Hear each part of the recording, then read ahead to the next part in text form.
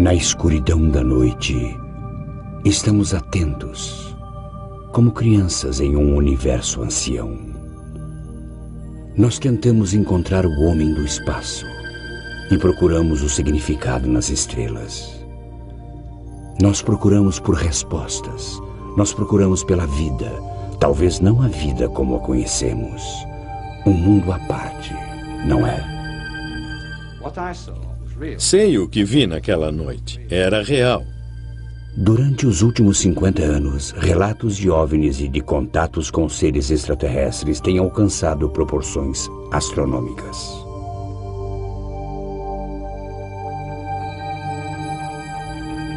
Esses relatos podem ser definidos como fraudes? Foi muito fácil reproduzir essas fotos. Um fenômeno natural? Aeronaves militares secretas estão sendo confundidas com OVNIs? Eu vi sobrevoando um objeto prateado no céu que não era identificado.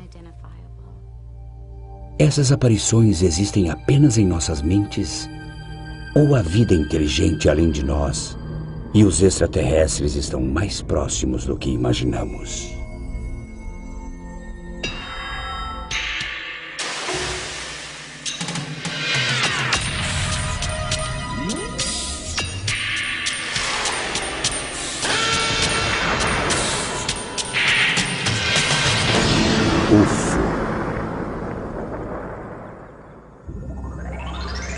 Razões para acreditar. Há tempos ficamos intrigados com a possibilidade de vida em outros planetas. E a nossa cultura popular tem estado repleta de imagens de OVNIs há décadas.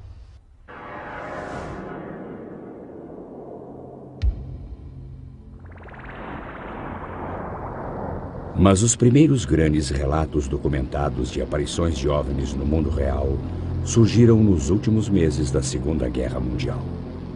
As aparições que tivemos aqui, acho que foram em 1944, em novembro ou dezembro, víamos essas esferas de luz que voavam nas asas de nosso avião.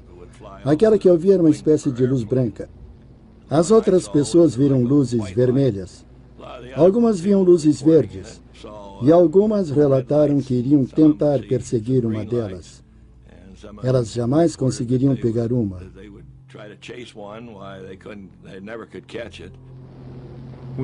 Nós íamos na direção dela e ela acompanhava o nosso movimento. Nós nos afastávamos dela e ela ainda estava conosco. E eu tentei mirar nela, mas não consegui.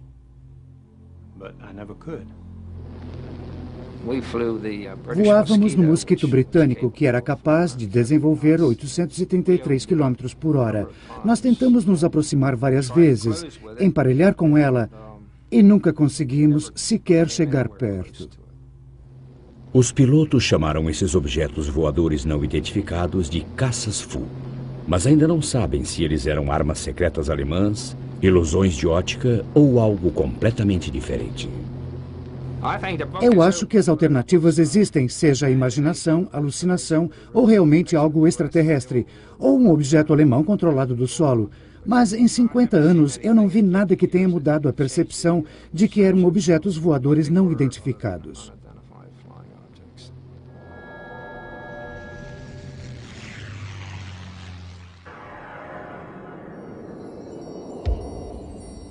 Dois anos após o fim da Segunda Guerra Mundial, no estado de Washington, um piloto particular chamado Kenneth Arnold relatou ter visto uma aeronave de aspecto peculiar perto do Monte Rainier. A aeronave aparentemente começou a se mexer e se virar e estava voando mais rápido do que qualquer coisa que Arnold já tinha visto. A notícia sobre a aparição foi espalhada pela imprensa e o termo discos voadores foi cunhado.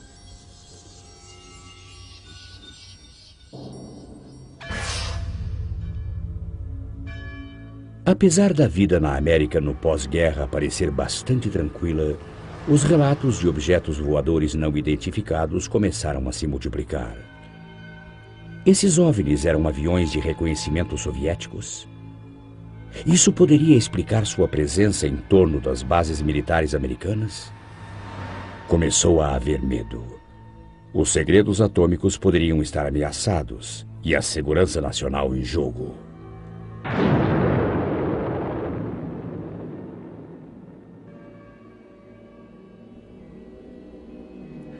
Dada a sua potencial importância, os relatos de OVNIs e os raros filmes de testemunhas não chegaram à polícia ou aos cientistas.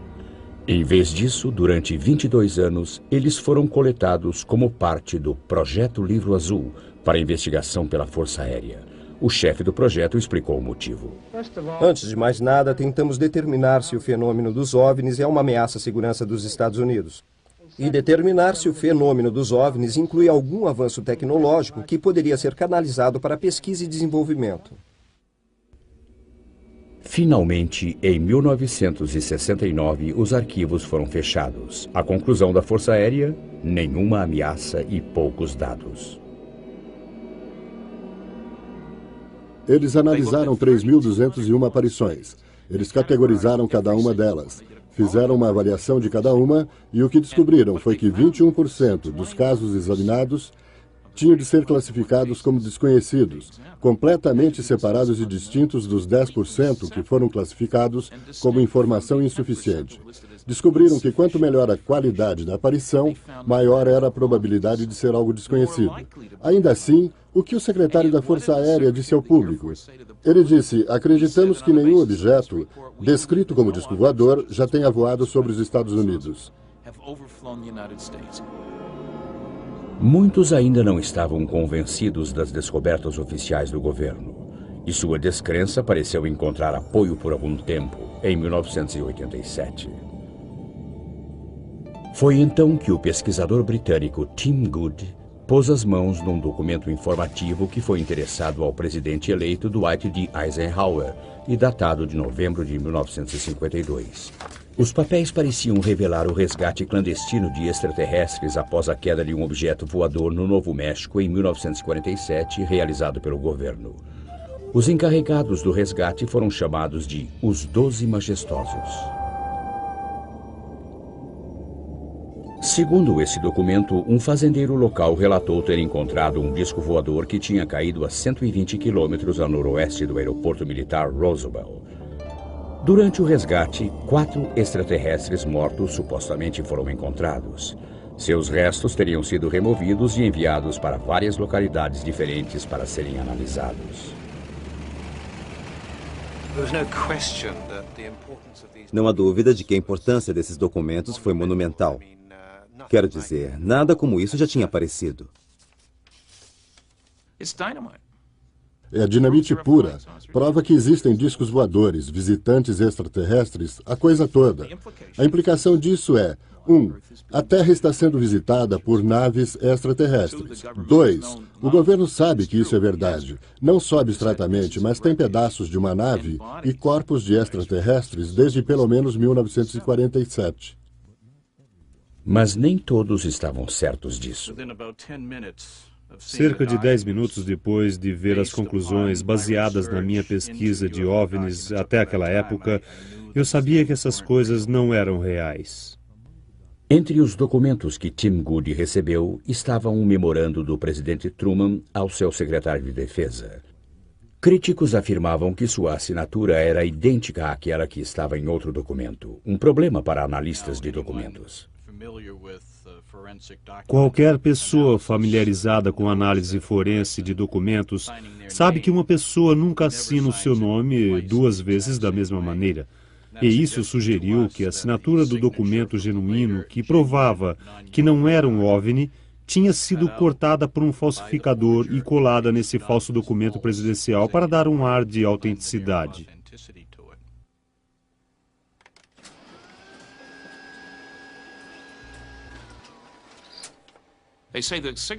Dizem que a assinatura é idêntica a outra de um memorando diferente que encontrei antes. Mas se você segurá-las sobrepostas contra uma luz, verá claramente que não são idênticas. Independente disso, apesar do próprio Tim Good admitir que a carta pode ter sido forjada, ele não descartou a informação contida nela. Estou convencido de que, seja quem for que tenha fabricado aquele documento, se foi fabricado, deve ter tido acesso a informações internas. Não há como não ser assim. E não há dúvida alguma de que os documentos dos 12 majestosos levaram as pessoas para a direção certa, e acredito que as informações contidas neles são precisas. Para obter uma visão mais completa da documentação do governo, o grupo Cidadãos contra o Sigilo de Informações sobre OVNIs foi ao tribunal. A Agência de Segurança Nacional, entretanto, tentou impedir. Entramos com uma petição solicitando o documento ultrassecreto de 21 páginas. O juiz responsável achou procedente e nós o conseguimos. O único problema é que quando você começa a lê-lo, descobre que está todo censurado. 75% do documento não está lá. E as pessoas disseram, raspem a parte censurada. Não havia nada por baixo. Era uma xerox.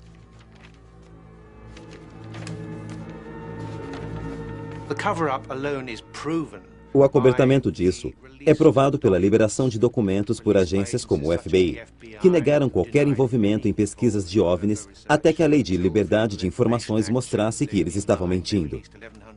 Eles liberaram 1.100 páginas de documentos. A CIA negou qualquer interesse pelo assunto. De repente, agora temos milhares de páginas sobre informações relativas a OVNIs, que datam até da década de 40. O que claramente indica que houve um acobertamento. Certamente, o Centro para Estudos de OVNIs, uma entidade privada, acha que existe validade para esse trabalho. Mais de 100 mil casos estão arquivados aqui. Em mais de 20 anos de trabalho nessa área, estou convencido de que há um fenômeno misterioso ocorrendo, que está sendo negligenciado pela ciência, não pelo público, mas pela ciência. E é em detrimento da ciência que ele está sendo negligenciado.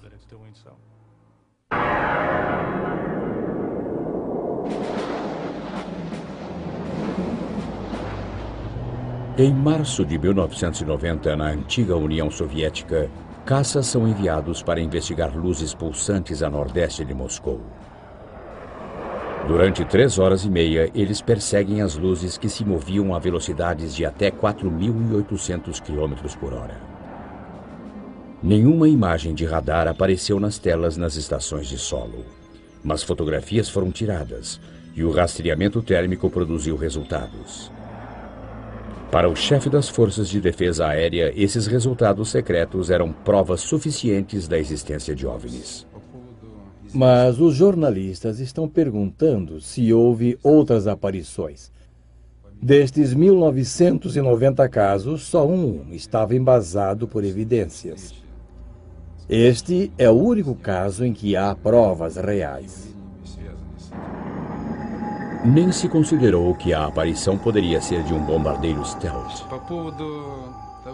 Nunca pensamos que fosse uma aeronave stealth americana. As características de radar não são as mesmas.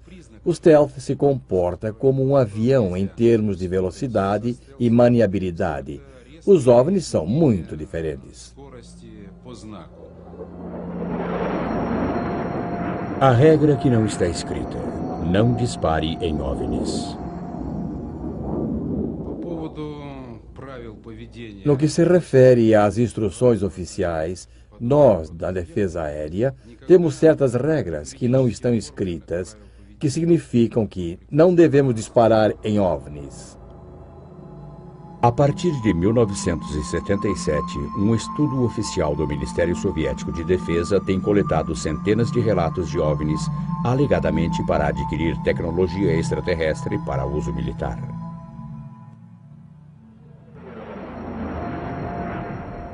Seus arquivos listam muitos casos. Em um caso, um piloto relatou ter visto uma luz se aproximando quando, de repente, sua aeronave começou a descer rapidamente. Apesar de ter aterrissado em segurança, houve danos na asa esquerda.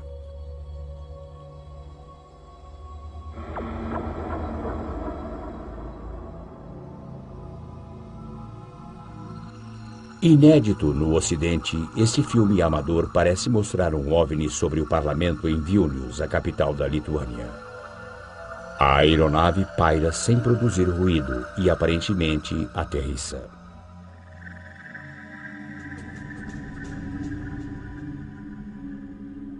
Ao amanhecer do dia seguinte, a milícia local gravou estas imagens em vídeo.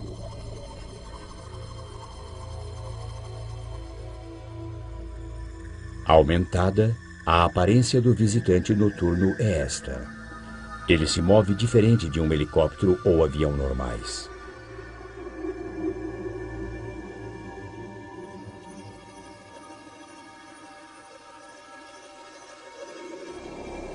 Em outro incidente soviético, centenas de pessoas acharam que viram um OVNI gigante sobre a cidade de Petrozavodsk, no noroeste da Rússia, em 1977. Mas estudos estabeleceram que era o propulsor de um satélite lançado secretamente. Ainda na Academia de Ciência Soviética, tais fenômenos são considerados dignos de uma investigação séria. Além dos estudos militares, esse corpo governamental para pesquisa acadêmica coordena uma coleta nacional de informações para análise científica. Aqui, o Comitê Central de Estudos de OVNIs coleta dados de 10 outras academias científicas. Eu gostaria de dizer algumas palavras sobre nossos métodos. Para algumas aparições, realizamos investigações de campo.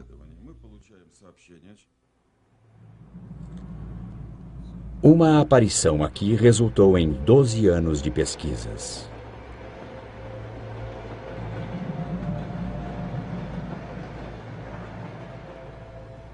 Passageiros de um trem relataram ter avistado um OVNI. Uma aeronave metálica que aterrissou nas suas proximidades. O biólogo Yuri Zmiakov acredita que houve mudanças permanentes no cenário. Acreditamos que este pode ter sido um local de aterrissagem. Esse é um lugar muito interessante, porque tem campos magnéticos muito fortes. Seus experimentos descobrem que criaturas vivas estiveram neste local. Essas descobertas são consistentes com os estudos de outros lugares onde OVNIs aterrissaram, onde o solo aparentemente parece não ter mais vida, nem mesmo micróbios. O mais intrigante de tudo é que amostras de terra tiradas dos locais de aterrissagem contêm minúsculas esferas. Seu trabalho o levou a concluir que essas esferas eram de origem extraterrestre, contendo DNA, a semente da própria vida. Nos Estados Unidos, testes dessas amostras foram divididos. Os resultados indicam que as esferas são de origem desconhecida ou partes comuns de sistemas de filtragem de água do solo. Ainda assim, alguns pesquisadores russos acreditam que microtecnologia extraterrestre está sendo colocada aqui por gatunos interplanetários. Dado o interesse mundial, os pesquisadores têm tentado classificar relatos de aparições de OVNIs e encontros com extraterrestres. Quando um objeto voador não identificado é visto, mas nada mais, ele é rotulado de contato imediato do primeiro grau. Quando deixam rastros, ele se torna do segundo grau.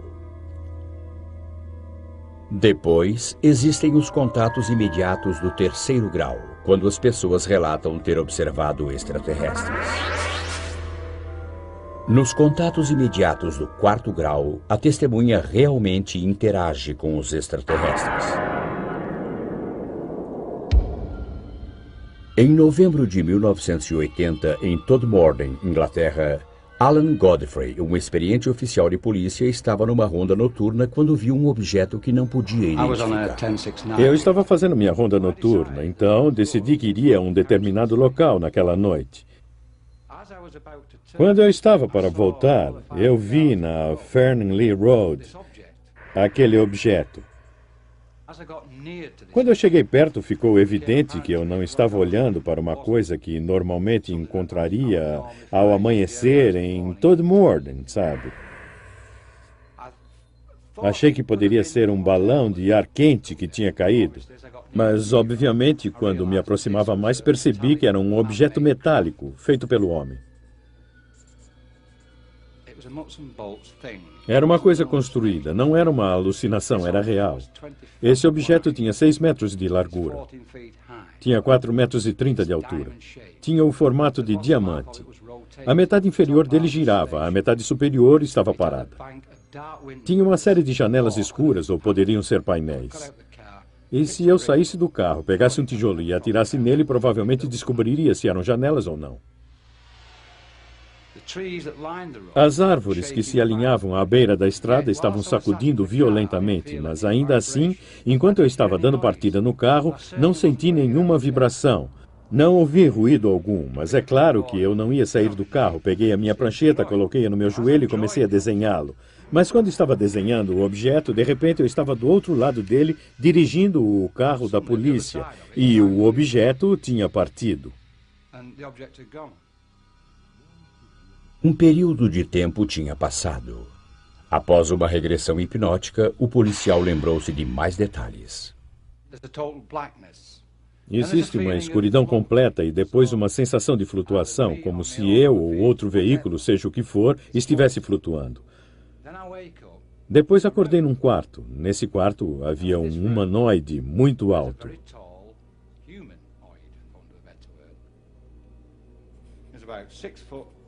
Ele tinha entre 1,83 m a 2 metros, muito alto, magro, de barba. Ele vestia uma touca cirúrgica e estava com seu avental branco. O que aconteceu depois foi que pediram para eu subir nessa cama. Ele me fez perguntas e eu não sei como as fez, porque a sua boca não se movia. Ele não estava falando. Ele queria que eu subisse na cama. Obviamente, fosse quem fosse, ele tinha uma espécie de influência nos meus pensamentos. Ainda assim, me senti à vontade com ele. Me senti confortável com ele. Tive a impressão de já conhecê-lo antes. Eu não sentia medo dele ou algo assim. Eu não senti que estava em perigo. Então, estou na cama e essas coisinhas horríveis aparecem.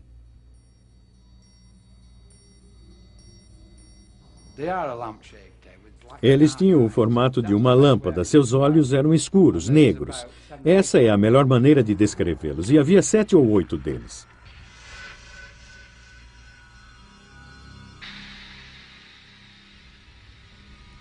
Policiais nas proximidades disseram que tinham visto uma luz no céu, e Alan Godfrey insiste que seu encontro foi genuíno. Sei o que vi naquela noite. Era real. Era muito real. Em 1974, em Landrillo, país de Gales, os moradores sentiram grandes tremores. Os tremores não tiveram uma causa natural.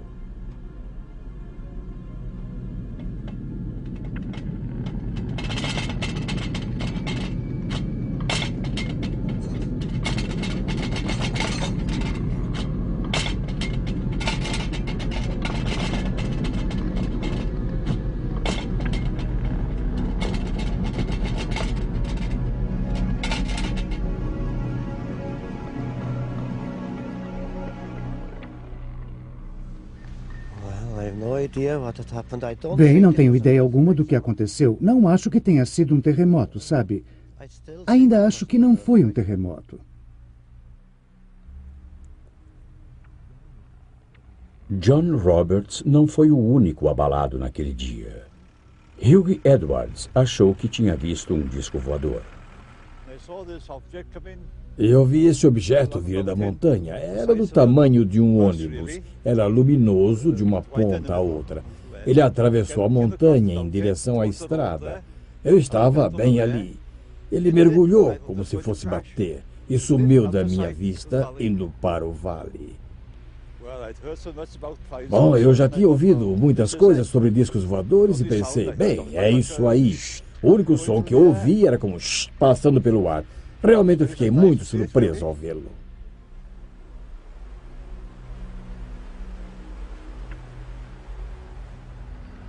A enfermeira do município achou que um avião tivesse caído. Achei que podia ter sido um desastre de avião. Talvez como enfermeira eu pudesse prestar os primeiros socorros. Então chamei minhas filhas. Entramos no carro e subimos a montanha. Dirigimos um longo caminho pela estrada da montanha e à nossa esquerda dava para ver uma enorme bola cor de laranja sobre a montanha brilhando. Paramos e começamos a olhar para o que achávamos ser um avião em chamas. Porque pensamos, pode haver corpos se foi um acidente de avião. E não estávamos felizes com essa perspectiva. Mas ficamos muito surpresas por ver aquela grande bola laranja parada ali. Não havia chamas e a sua forma era muito uniforme. O formato esférico daquilo nos fez perceber que não era um avião. Não havia chamas, mas esse grande objeto laranja que vimos estava pulsando. E dava para ver luzes, pequenas luzes, como luzes de sinalização, indo em direção ao objeto em zigue-zague, e presumimos que naquele momento alguém estava indo ver aquilo.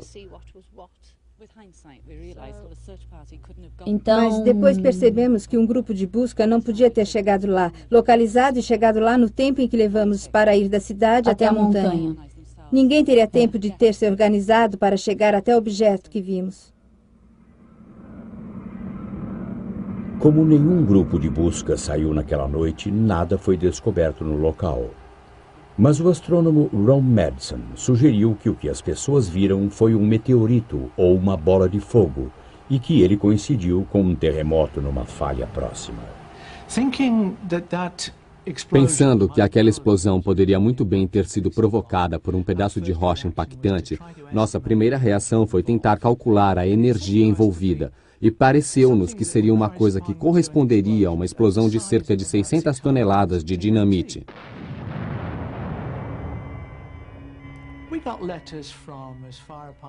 Recebemos cartas de lugares como Penzance e do norte da Irlanda e de Derby, todas relatando visões de uma luz brilhante, com um brilho comparável, talvez à meia-lua, movendo-se pelo céu com a velocidade de um avião, mas sem som, e deixando um rastro de fumaça, exatamente como um objeto em chamas caindo. Nos dias seguintes, perceberíamos, é claro, que a cidade não está muito distante da falha bala, que está ativa e vem se movendo regularmente há milhares de anos. E naquela época, nós não sabíamos, mas naquela noite houve movimentação na falha. E isso é uma evidência incontestável. Foi uma coincidência. Havia bolas de fogo no céu, ao mesmo tempo em que houve um movimento ao longo da falha de bala.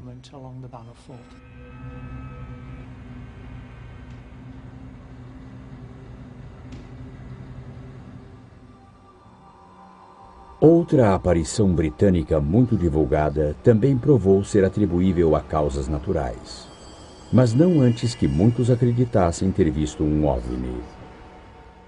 Em março de 1981, o policial Derek Ingram viu e fotografou o que muitos acharam ser uma nave extraterrestre que tinha aterrissado numa escarpa ou encosta. Eu estava na cozinha da delegacia de Corrico. Eu olhei pela janela para a encosta e vi uma luz brilhante muito intensa, uma grande faixa de luz na face da rocha. Observei a luz talvez por uns 10 minutos e achei que valia a pena tirar uma foto porque era algo incomum. Eu dirigi até o morro e andei pela encosta para tentar encontrar alguma coisa. Talvez algo tivesse caído ou algo tivesse acontecido. Não havia nada lá em cima, não encontrei nada que pudesse explicar as luzes. Os crédulos viram uma nave chata com 3 luzes. E como a imprensa estava presente, pesquisadores tentaram identificar os visitantes. Depois que as fotografias foram tiradas, os negativos entregues à Sociedade Ufológica de Yorkshire, que passou 2 anos investigando o caso, enviaram os negativos à Sociedade de Observação de Discos Voadores na América para um reconhecido analista alemão. Nenhum dos grupos conseguiu apresentar uma explicação satisfatória e, de fato, a Sociedade de Observação de Discos Voadores disse que a explicação mais provável era a neve. Em 1983, a Sociedade Ufológica de Yorkshire levou o caso a público e afirmou que aquela ainda era a melhor evidência de que uma neve tivesse sido vista nas Ilhas Britânicas. A investigação continuou e em 1987 tínhamos quase desistido de descobrir o que tinha causado aquilo. E foi numa viagem de fim de semana a Deus com minha esposa e meu filho que decidi parar e mostrar a eles a encosta de Corico. E vejam só que estava olhando para mim na face do morro, o OVNI de Corico. O que encontraram certamente foi uma surpresa. Estamos a cerca de 335 metros no penhasco de Yorkshire e este é o OVNI de Corico. Pode não parecer muita coisa de perto, mas dá para ver as 3 bolas de luz da fotografia. Elas são criadas aqui, e aqui, por uma ilusão complicada, uma mistura de líquen branco, líquen verde e arenito silicoso de Yorkshire, que contém cristais de quartzo e a água da chuva. Tudo isso, quando iluminado de determinado ângulo com a chuva ou umidade, dá a ilusão dessas 3 esferas de luz. Em alguns dias, podem ser muito brilhantes e noutros podem ser muito fracas.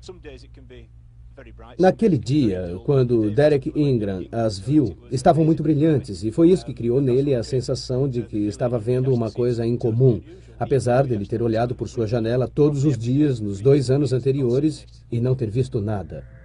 Apesar de algumas aparições poderem ser explicadas claramente como fenômenos naturais, os OVNIs continuam a povoar a imaginação do público e há muitos embusteiros prontos para lucrar com esse fascínio.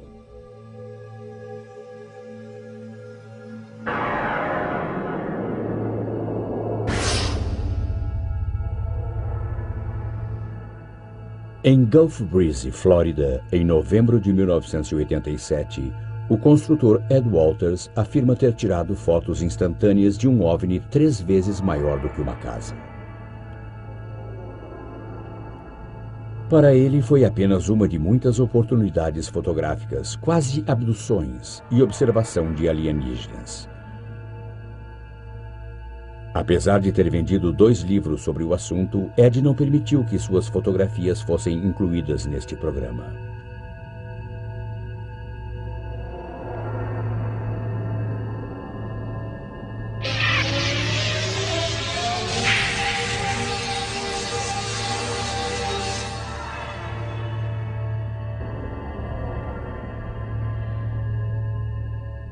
Fotografias como estas não são difíceis de falsificar. Com um pouco de conhecimento, um modelo de isopor e a câmera certa. É muito fácil reproduzir estas fotos. Ele tirou a maioria dessas fotos, cerca de 30 delas, com uma câmera Polaroid 108. É muito fácil conseguir dupla exposição do filme nesta câmera. Se você não puxar o cartucho, pode apertar o botão e expor aquele mesmo cartucho de novo. Você tira uma foto do modelo do OVNI lá dentro, sai, tira uma foto do céu e deixa o cartucho revelar o resultado. Então você terá uma exposição dupla, terá um OVNI voando no céu.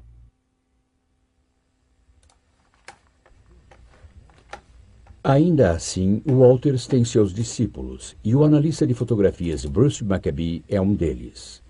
Físico pesquisador do governo, Maccabee acredita em OVNIs e é o autor de muitos estudos científicos sobre eles.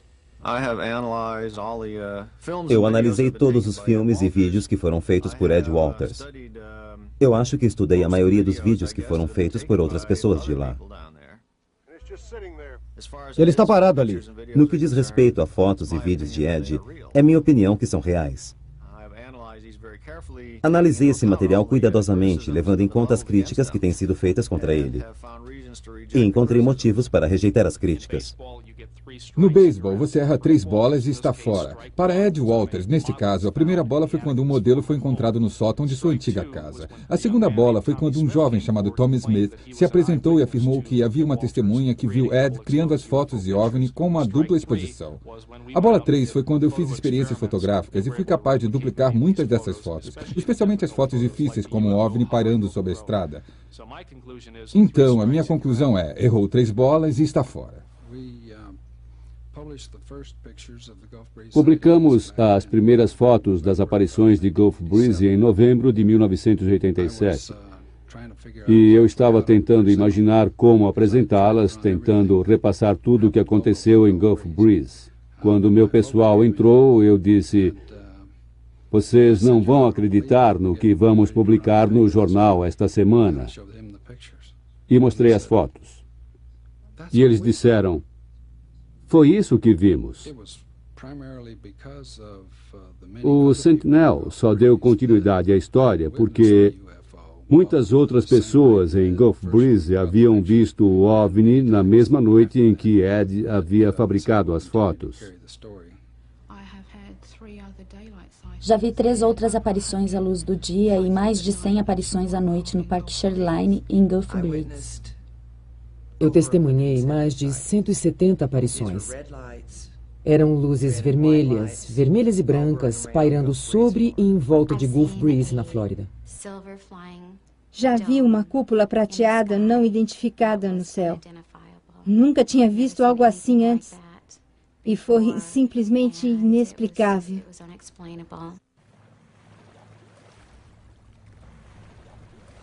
Mas do outro lado da baía de Gulf Breeze está a base aérea naval de Pensacola. Uma explicação encontrada pelos habitantes é que algumas aparições não passam de brincadeiras feitas pelo pessoal da Marinha na base.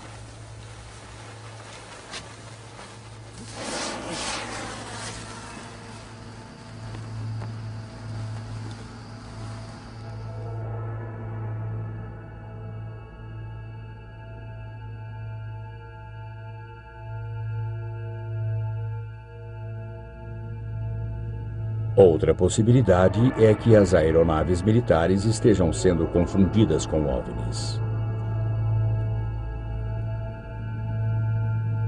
Por exemplo, a maioria das pessoas reconheceria os VADs, veículos aéreos desabitados, projetados para reconhecimento e observação secretos?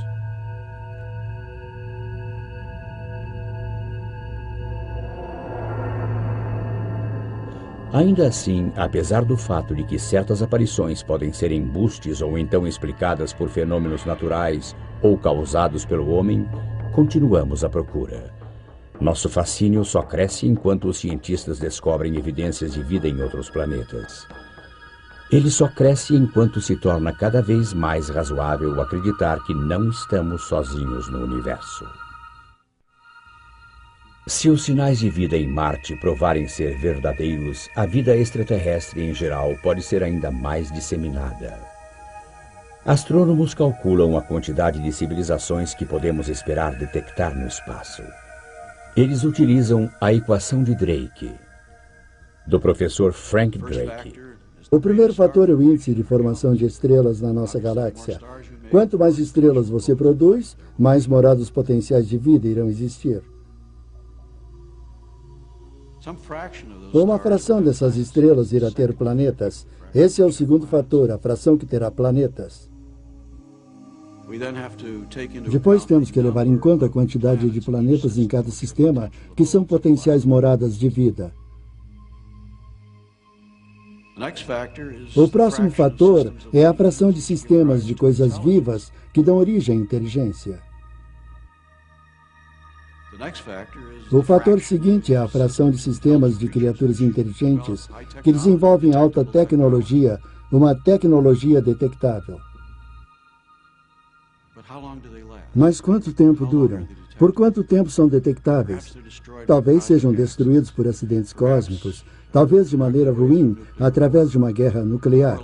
Achamos que provavelmente se tornam indetectáveis porque sua tecnologia ficou tão sofisticada que não há desperdício de energia. Eles não liberam energia para o espaço e, portanto, não há sinal deles para ser detectado. E então dizemos, bem, deve haver alguma longevidade. L, a extensão de tempo durante a qual uma civilização é visível.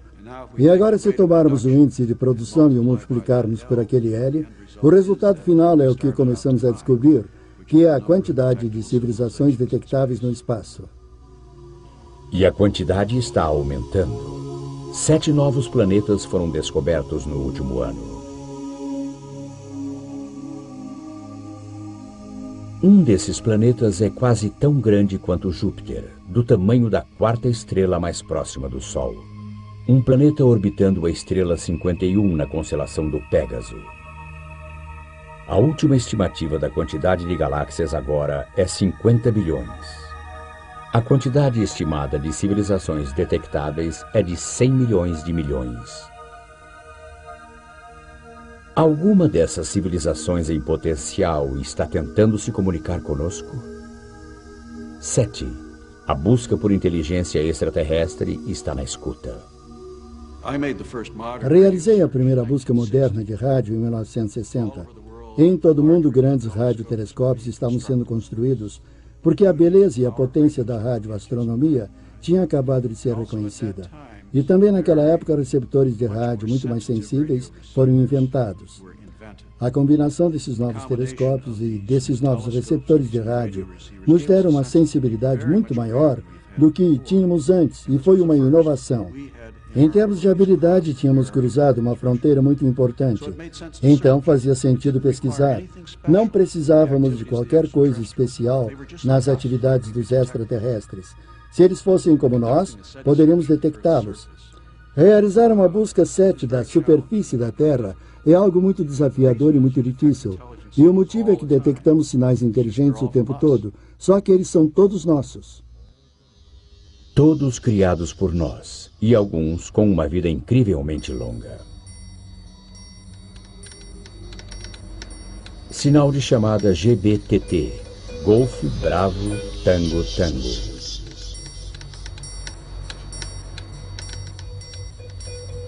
Mais de 30 anos após ser enviado, um sinal codificado na época da guerra dirigido ao Queen Mary foi recebido pelo seu sucessor, o QE2. O QE2 usa o mesmo sinal de chamada.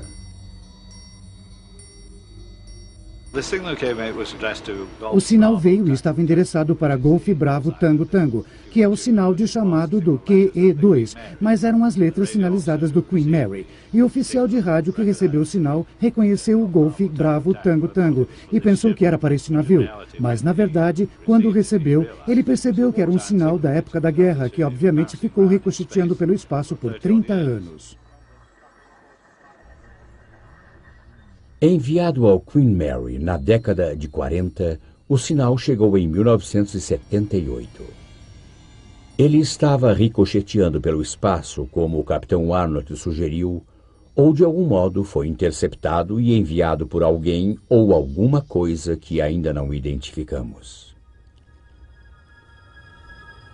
Detectamos algum sinal inteligente de outro mundo? Jerry Ehman pode ter detectado, direto de uma fonte fixa perto do centro da galáxia para o grande radiotelescópio da Universidade Estadual de Ohio. Um telescópio maior do que 3 campos de futebol.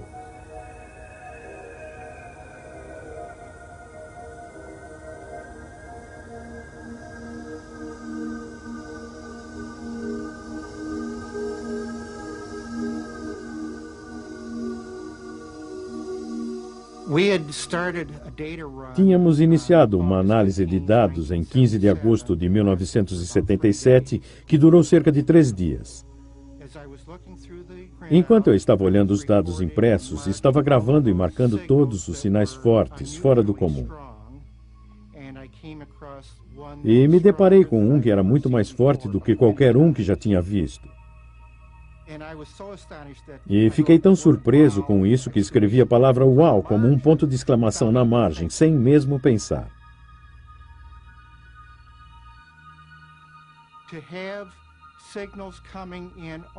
Ter sinais entrando em um só canal indica a possibilidade de que isso tenha sido um evento astronômico singular ou gerado por algum transmissor. Estamos fazendo uma segunda varredura do céu usando equipamentos mais modernos. E passamos por essa mesma região do céu e ainda não vimos a fonte do uau novamente. Ehman e seus colegas verificam seu equipamento e os números.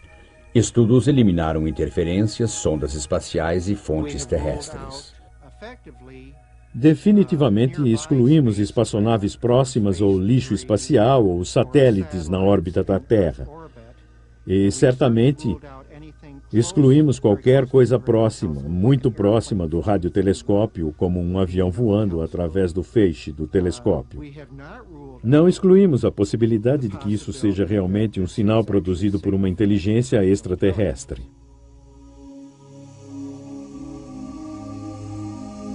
A transmissão de um sinal é uma coisa, mas existem maneiras de se viajar essas vastas distâncias do espaço. Se você imaginar que este balão é o nosso universo, vivemos em 3 dimensões na superfície do balão.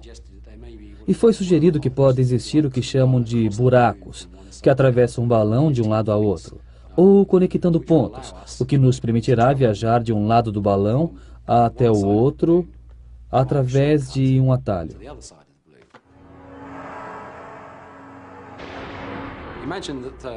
Imagine que esta folha de papel seja o nosso universo e que estamos no ponto A e queremos ir para o ponto B. Normalmente viajaríamos de A para B através do universo. Mas seria legal, claro, se pudéssemos encontrar um meio de envergar o universo em outra dimensão, trazer esses 2 pontos juntos e depois dar um passo para o outro lado. E isso é uma espécie de dobra espacial. Dobraríamos o espaço para trazer esses pontos para perto um do outro. Até agora, a resposta continua teórica. Por ora, estamos limitados a enviar aeronaves num espaço próximo, para colher informações, capturar imagens e medir condições.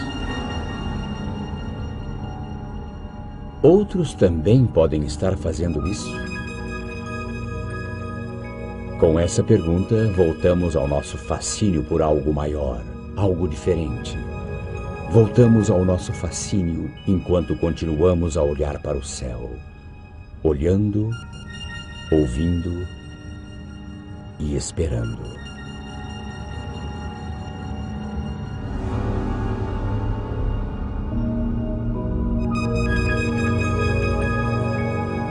Versão brasileira, Tempo Filmes, São Paulo,